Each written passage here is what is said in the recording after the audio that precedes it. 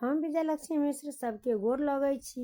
एखन एकटा कोबर सुना रहल छी, आशा करै छी नीक लागत। अहाँ सब गीत पूरा सुनब और अपन स्नेह आशीर्वाद जरूर देब। धन्यवाद। जय मिथिला, जय मैथिली। खीरकी के ओठे ओठे ताकथिन सिया सुहाबे मोती जकाँ झहरानी नोरा हे। खीरकी के ओठे ओठे ताकथिन सिया सुहाबे मोती जकाँ झहरानी नोरा हे।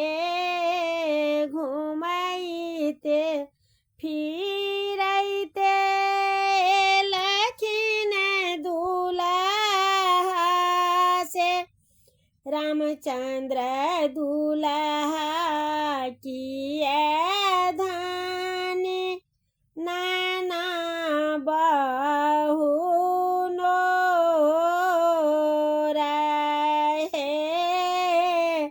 एक हम छियै प्रभु राजा जी के बेटिया, दोसरा पंडित के बहिन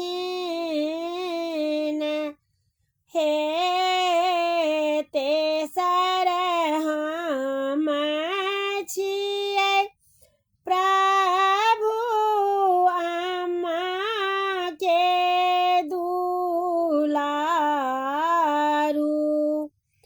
हमारो सनैहत कोनो काज हे। चुप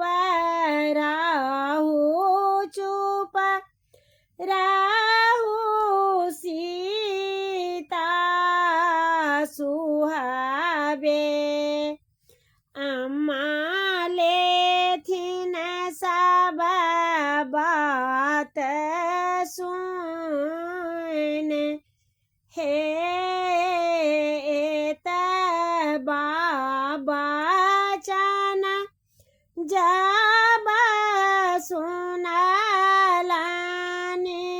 सिया सुहाबे धायलनि नैहर केर बाट हे। बाटहि भेटि गेल मल्लाह रे भैया, उतारि दिया नदिया के पार हे।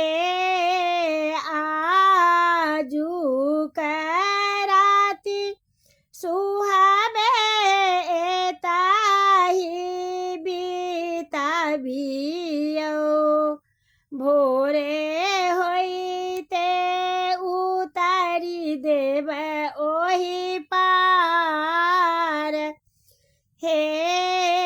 खाए ला जे देब सुहाबे टेंगरा माछ झोरिया, ओढ़ले ला देब महाजाल हे।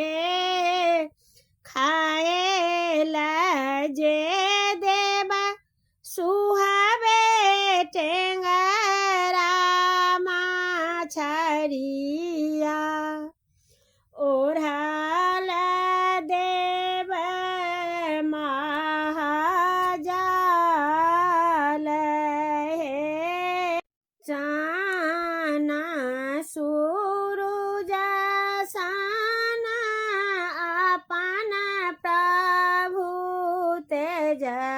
देलौं। मलहा के कोना